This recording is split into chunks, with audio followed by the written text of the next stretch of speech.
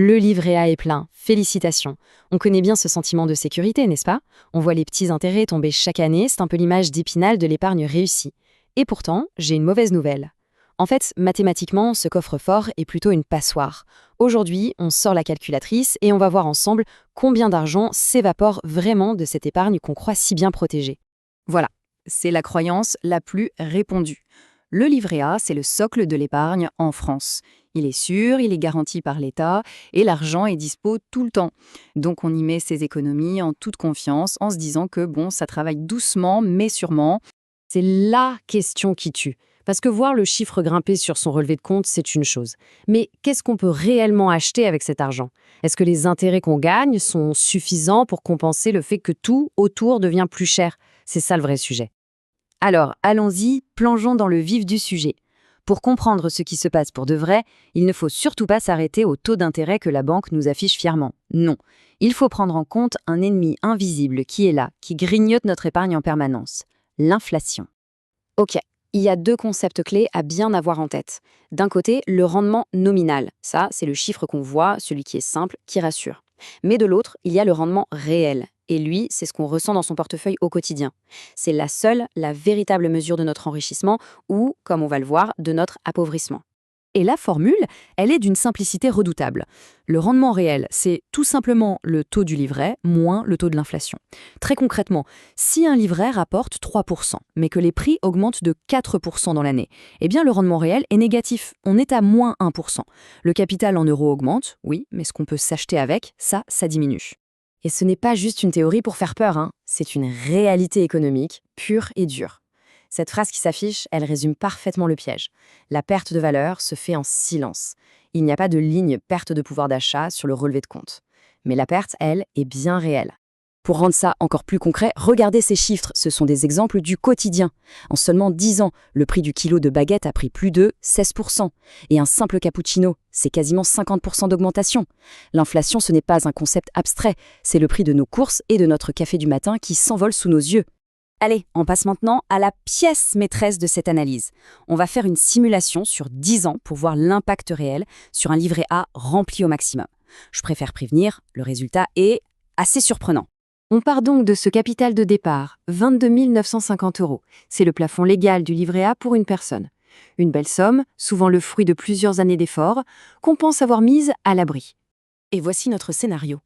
On va imaginer un taux de livret A constant à 3% et une inflation moyenne de 4% sur une période de 10 ans. Ces chiffres sont juste là pour illustrer le concept, mais ce n'est pas un scénario aussi farfelu que ça, on a déjà connu des situations similaires. Et voilà le résultat. Après 10 ans, d'un côté, la valeur nominale, le chiffre sur le compte, est montée à près de 31 000 €. Pas mal, non? On a l'impression d'avoir gagné presque 8 000 €. Mais, de l'autre côté, si on regarde le pouvoir d'achat, c'est une autre histoire. À cause de l'inflation, la valeur réelle de cet argent a complètement fondu. Ces 31 000 € ne permettent d'acheter que l'équivalent de 20 838 € d'aujourd'hui. Et ça, c'est le chiffre qui fait vraiment mal. La perte nette de pouvoir d'achat est de 2 112 €. Autrement dit, en 10 ans, même en touchant des intérêts chaque année, on a moins de capacité d'achat qu'au tout premier jour. L'argent a littéralement fondu. Alors, la question cruciale, c'est est-ce qu'il faut fermer son livret A? La réponse est non, absolument pas.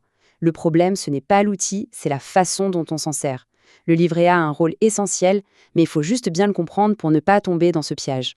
Alors, c'est quoi cette fameuse règle d'or? Elle tient en 3 points très clairs. Premièrement, le livret A, c'est un fonds d'urgence. C'est l'argent pour la machine à laver qui lâche ou une réparation de voiture. Deuxièmement, l'objectif, c'est d'y garder entre 3 et 6 mois de dépenses courantes, pas un centime de plus. Et troisièmement, le plus important, ce n'est pas un placement de long terme. Sa mission, ce n'est pas de créer de la richesse, c'est de sécuriser une somme pour les coups durs. Bon, si le livret A ne sert qu'à l'épargne de précaution, qu'est-ce qu'on fait avec le reste? Comment on protège son capital de cette érosion silencieuse? Eh bien, la solution, elle est purement mathématique.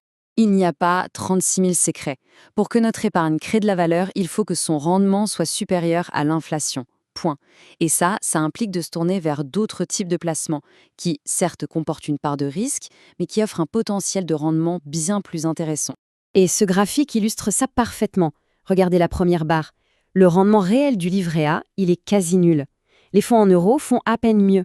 Et maintenant, regardez la troisième barre, celle du PEA. Historiquement, son rendement réel moyen, une fois l'inflation déduite, est bien plus élevé. L'écart de performance est juste colossal. La question se pose alors, qu'est-ce qu'aurait donné notre simulation avec les 22 950 € s'ils avaient été placés, par exemple, sur un PEA ou investis dans l'immobilier? La réponse à cette question, on l'explorera en détail dans notre prochaine analyse. Si cette démonstration vous a aidé à y voir plus clair, un petit j'aime ça fait toujours plaisir, et puis abonnez-vous pour ne pas manquer les prochaines analyses. Et pour finir, une petite question pour la route. À votre avis, combien d'argent dort sur les livrets A en France? Si le sujet vous intéresse, dites-le en commentaire et on pourra peut-être faire des simulations ensemble pour voir ce que ça représente en termes de pouvoir d'achat perdu à l'échelle nationale. Prendre conscience, c'est la première étape. Merci beaucoup d'avoir suivi et à très bientôt.